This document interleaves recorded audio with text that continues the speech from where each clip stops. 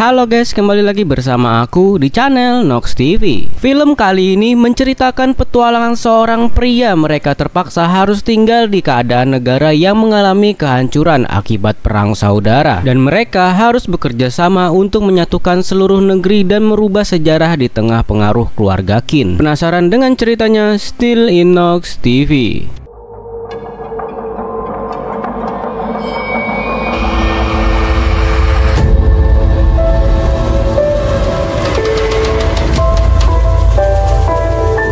Melanjutkan film Kingdom 3, kita diperlihatkan bagaimana pasukan kerajaan Qin yang dipimpin oleh Jenderal Oh Qi berhasil memukul mundur pasukan kerajaan Zhao yang ingin merebut wilayah Bayao. Dalam pertempuran itu, Xin dan Qiukai berhasil membunuh satu jenderal Zhao yang bernama Fu Qi.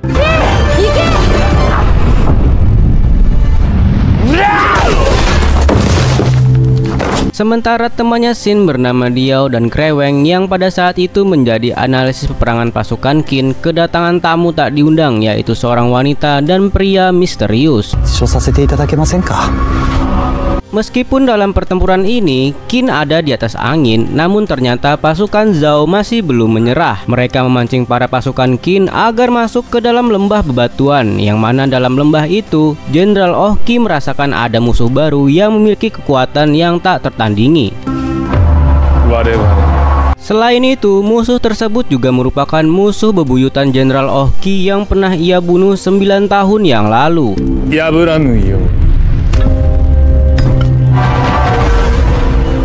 Musuh baru itu kemudian muncul di perkemahan Regu Hisin atau pasukan milik Xin yang terdiri dari para pria dari seluruh desa di wilayah Qin. Musuh itu dengan mudah mengalahkan beberapa pasukan Xin dengan tombak pisau melengkungnya. Ia kemudian memperkenalkan dirinya sebagai dewa perang atau Gusin yang memiliki nama asli yaitu Wokem. Dan dari sinilah cerita Kingdom 4 dimulai.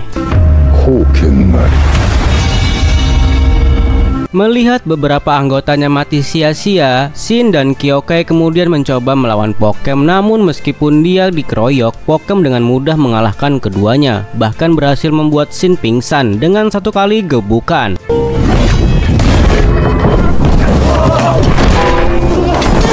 Karena Hoken mampu membaca gerakan mereka, Qiukai akhirnya mengeluarkan jurus andalannya yang sampai saat ini belum ada yang bisa menangkis jurus tersebut. Namun saat Qiukai mulai menyerang, Hoken ternyata dengan mudahnya menghindari semua serangan dari Qiukai dan justru mampu melukai Qiukai itu sendiri.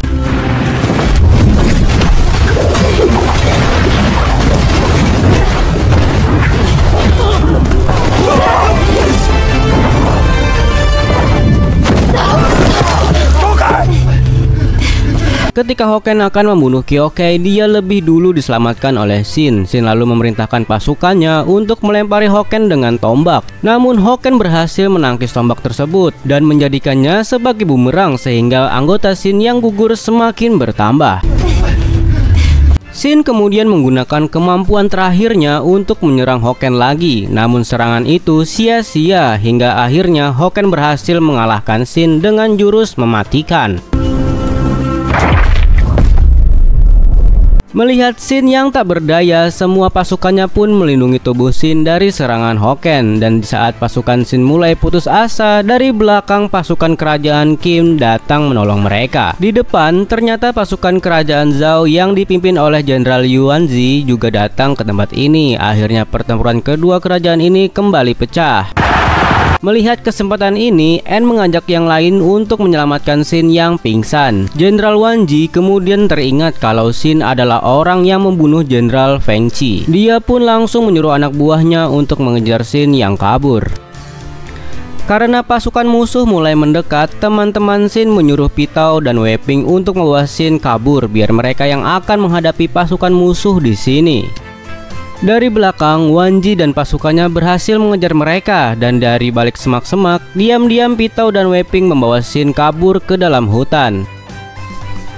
Di dalam hutan mereka sadar kalau musuh masih mengejar mereka dengan melacak jejak tetesan darah mereka. Wei Ping pun mengajak Pitou untuk berpencar. Wei Ping menyuruh Pitou untuk melindungi Xin. Apapun yang terjadi, Wei Ping akan mengalihkan perhatian musuh yang mengikuti mereka. Wei Ping kemudian memberikan kain untuk menutupi luka Pitou. Awalnya Pitou menolak karena dia mengkhawatirkan keselamatan Wei Ping. Wei Ping pun menyuruh Pitou tidak usah khawatir. Wei Ping berkata kalau mereka harus melindungi Xin apapun yang terjadi karena Xin adalah pemimpin dan sahabat mereka sejak kecil. Mereka berdua pun kemudian berpencar. Dengan susah payah, Pitou akhirnya bisa membawa Xin ke tempat yang aman. Beberapa saat kemudian Xin kembali sadar. Xin meminta maaf kepada Pitou karena dia tidak bisa melindungi teman-temannya yang lain. Pitou pun bercerita kalau barusan teman-teman yang lain dengan sukarela melindungi Xin walaupun nyawa yang menjadi taruhannya. Mereka rela melakukan hal itu karena Xin juga mempertaruhkan nyawanya untuk melindungi mereka. Tiba-tiba Pitou diam tak bergerak. Pitou akhirnya tewas karena kehabisan darah. Xin pun tak kuasa untuk menahan air matanya melihat teman masa kecilnya meninggal karena melindunginya. Keesokan harinya, En dan regu Xin yang berhasil selamat berkumpul di dalam hutan. Di sini juga ada Wei Ping yang berhasil selamat. Beberapa saat kemudian, Xin datang sambil menggendong Pitou. Xin meminta maaf kepada semua orang karena dia tidak bisa menyelamatkan nyawa Pitou. Semua orang pun sedih melihat Pitou yang tewas. Namun Wei Ping menyuruh semua orang jangan menangis. Kakaknya itu pasti ingin melihat semua orang tersenyum karena dia tewas sebagai pahlawan. Mereka kemudian melihat panji pasukan kerajaan Qin berkibar dari jauh. Xin dan yang lainnya mendatangi tempat panji itu berkibar. Mereka menemui Jenderal Wang Qi yang ada di sana. Saat ini Jenderal Wang Qi memerintahkan Jenderal Meng Wu untuk maju terlebih dahulu untuk menyerang pasukan kerajaan Zhao. Wang Qi kemudian melihat kalau teman-teman Xin tinggal setengahnya saja. Xin juga berkata kalau sekarang ini bukan saatnya untuk bersedih. Saat ini yang menjadi prioritas Xin adalah agar bagaimana bisa terus bertempur hanya dengan sisa anggota yang ada. Wang Qi pun menjelaskan kalau jalan yang menjadi seorang pemimpin memang penuh dengan cobaan. Semakin banyak cobaan yang dilalui, maka akan semakin kuat. Wang Qi pun menyuruh Xin dan pasukannya untuk tetap fokus dalam peperangan ini.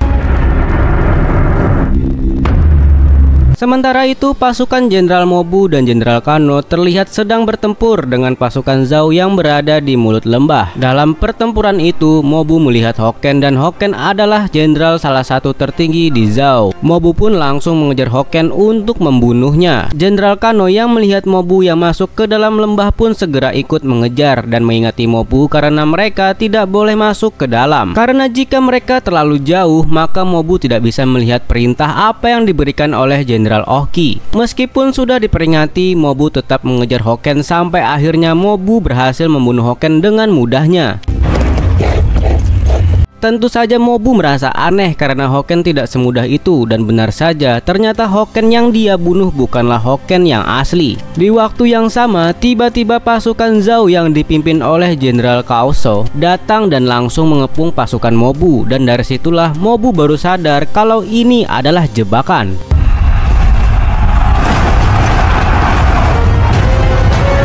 Sementara itu, di kerajaan Qin, tepatnya di ibu kota Xianyang, Raja Ise dan Yinseng sekaligus teman Xin kedatangan ratu suku barbar yang bernama Yao Tanwa. Kedatangan ratu ke sana yaitu untuk memberitahu Raja Yinseng tentang pembantaian 100.000 prajurit barbar di wilayah Pegunungan Batu. Jadi yang terbantai di film ketiganya ternyata bukan pasukan Qin, melainkan pasukan suku barbar saat membantu pasukan Qin melawan pasukan Zhao. Ratu barbar merasa ada yang aneh karena selama ratusan tahun suku barbar selalu memenangkan perang di wilayah pegunungan, dan dari situlah dia menyadari bahwa prajuritnya terbantai karena adanya ahli strategi paling cerdas yang dimiliki oleh kerajaan Zhao. Dan setelah ditelusuri, ternyata ahli strategi itu adalah salah satu panglima besar Zhao dari ketiga panglima tertinggi. Dia bernama Jenderal Riboku, yang ternyata Riboku ini merupakan pria misterius yang telah datang menemui Diao serta Kreweng. Di saat itu juga Riboku dijemput oleh pasukan Zhao yang tentunya membuat Diao terkejut karena orang yang ada di dekatnya itu ternyata adalah musuhnya. Meskipun begitu, Riboku tidak membunuh Diao karena ia hanya membunuh orang yang turun di medan perang. Sebelum pergi, tangan kanan Riboku yaitu Kaini memberitahu Diao bahwa ahli Stabeki itu bukanlah pekerjaan yang lemah. Justru ahli strategi itu jauh lebih kejam dari para jenderal yang turun ke medan perang. Jangan Karyote.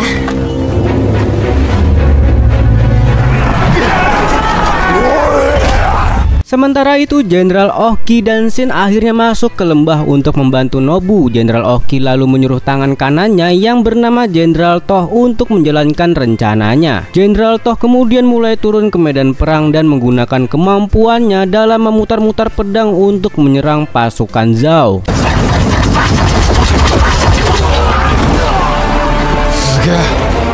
Setelah itu, Jenderal Oki memberikan tugas kepada Shin, yaitu meminta regunya untuk melawan pasukan yang sedang mengepung Mobu. Tanpa pikir panjang, Shin dan pasukannya pun mulai menyerang pasukan tersebut. Dan ketika pasukan Zhao terkecoh oleh kedua keributan yang disebabkan oleh Shin dan Jenderal Toh, dari situlah Jenderal Oki turun ke medan perang.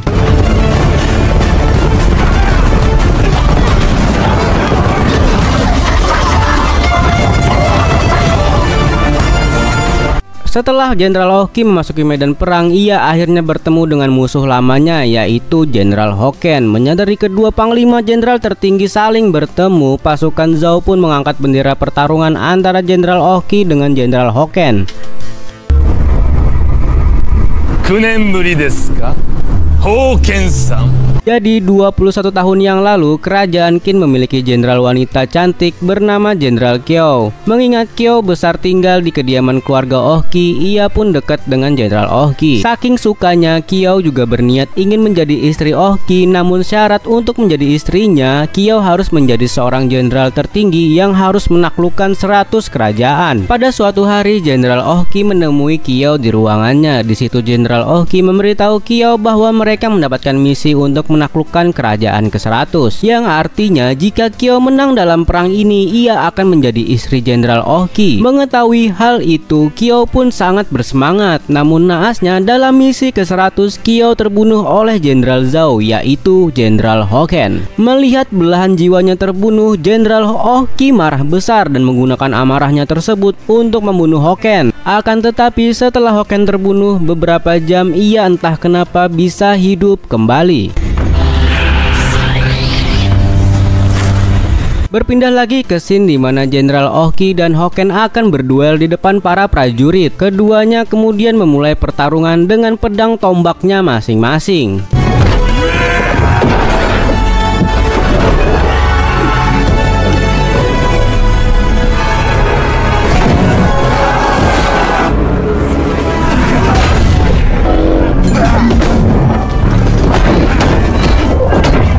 Dalam pertarungan itu, keduanya terlihat seimbang dan memiliki kekuatan yang sama kuatnya. Namun meskipun Hoken memiliki keterampilan bela diri yang sangat mahir, ia berhasil dikalahkan oleh Jenderal Oki.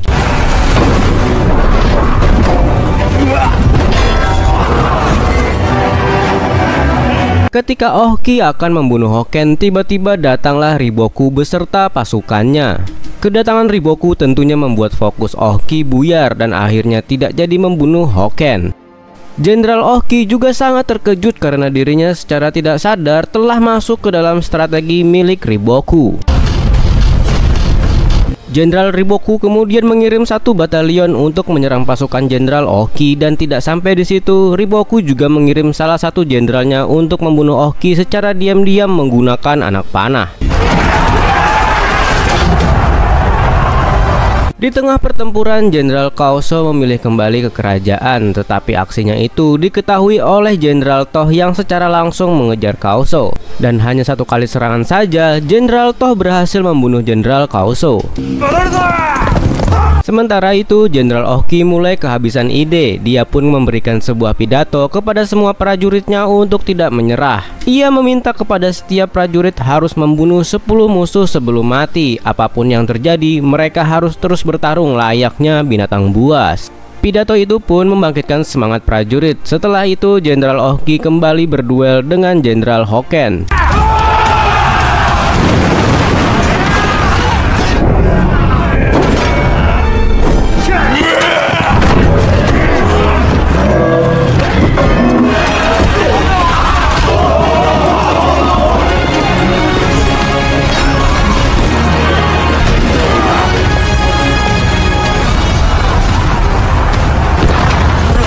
Di belakang, Jenderal Riboku kembali mengirim pasukannya lagi. Ia tidak akan berhenti sebelum berhasil membunuh Jenderal Ohki. Di tengah-tengah pertempuran, Yang Le melihat musuh ingin memanah Jenderal Ohki. Dia pun langsung memberitahu Shin tanpa pikir panjang. Shin langsung berlari mencegah arah panahnya. Namun, Shin terhalang oleh prajurit Shao yang berada di sana. Salah satu Jenderal Shao berhasil memanah Jenderal Ohki. Akibat panahnya itu, Hoken juga berhasil menusuk Jenderal Ohki dengan tombaknya. Semua prajurit kerajaan Qin pun terkejut melihat Jenderal Ohki tertusuk. Shin yang marah langsung menebas jenderal tersebut hingga tewas. Meskipun sekarat, Jenderal Ohki menyuruh prajuritnya untuk terus berjuang. Dengan sisa tenaganya, Jenderal Ohki mengarahkan tombaknya ke leher Hoken. Awalnya dia bisa menahan serangannya, namun ternyata meskipun sekarat, Jenderal Ohki bisa menekan tombak itu dengan sangat kuat. Jenderal Ohki pun berkata kalau jenderal itu bukan hanya sekedar jabatan, namun dia harus berani mengorbankan dirinya untuk melindungi ribuan nyawa pasukannya. Hoken kemudian mencabut tombaknya karena serangan Ohki terlalu kuat. Di saat Hoken ingin menyerang lagi, Shin datang untuk menghalanginya. Kemudian salah satu dari mereka menyuruh pasukan kerajaan Qin untuk menerobos musuh agar bisa mundur. Teng juga menyuruh Shin menaiki kuda Ohki untuk menolong Jenderal Ohki yang sekarat. Mereka pun mulai menerobos pasukan musuh untuk mencari jalan keluar. Di sisa tenaganya, Jenderal Ohki menyuruh Shin untuk memperhatikan sekitar. Jenderal Ohki ingin Shin merasakan bagaimana menjadi seorang jenderal. Shin pun melihat semua pasukan kerajaan Qin dengan sukarela bahu-membahu untuk melindungi Jenderal Ohki. Bahkan di depan Shin melihat kalau beberapa jenderal membukakan jalan mati-matian untuk menyelamatkan Jenderal Ohki. Di belakang, salah satu prajurit memberitahu Jenderal Riboku kalau Jenderal Ohki berhasil lolos. Asistennya pun langsung bertanya kenapa dia hanya diam saja tidak mengejar Jenderal Ohki. Riboku pun menjawab dengan luka seperti itu Jenderal Ohki sudah dipastikan akan mati. Singkat cerita, Jenderal Ohki dan pasukannya yang selamat berkumpul di dalam hutan. Jenderal Ohki yang sekarat itu pun memberikan wasiat. Dia menyuruh tangan kanan yang sebelumnya untuk menggantikan posisinya memimpin semua pasukan. Di sini Jenderal Mehu meminta maaf karena akibat kelalaiannya membuat pasukan kerajaan Qin masuk ke dalam jebakan musuh. Jenderal Ohki berkata kalau ini bukanlah akhir, justru ini adalah awal untuk memulai peperangan besar yang akan terjadi. Yang kuat akan dikalahkan oleh yang lebih kuat lagi, dan begitu seterusnya. Jenderal Ohki kemudian memanggil Shin. Dia meminta maaf karena dia tidak bisa lagi untuk melatih Shin. Dia berharap Shin bisa belajar di medan perang. Dia juga ingin Shin berjuang dengan rekan-rekannya. Kemudian dia memberikan tombak miliknya kepada Shin. Jenderal Ohki pun akhirnya tewas. Melihat jenderal tertinggi mereka tewas, semua orang yang berada di sana memberikan penghormatan terakhirnya untuk sang jenderal. Sementara itu, ketika pasukan kerajaan Qin akan kembali ke ibu kota, Shin melihat semua orang terlihat sedih. Shin kemudian meminta izin kepada Jenderal Teng agar berbicara di depan mereka. Shin kemudian berpidato kepada semua orang. Dia menyuruh semua orang jangan bersedih karena mereka telah menyelamatkan kota Bayao dari serangan musuh. Jenderal Ohki pasti bangga dengan pasukannya yang berhasil menyelamatkan kerajaan. Di dalam istana, setelah mendapat kabar kematian Jenderal Agung Ohki, Raja berkata di misi terakhirnya, Jenderal Agung Ohki dan pasukannya berhasil memukul mundur kerajaan Zhao, sehingga kota Bayao tidak jatuh ke tangan musuh. Meskipun Jenderal Agung telah tiada, dia akan selalu dikenang semua orang. Dan film pun selesai.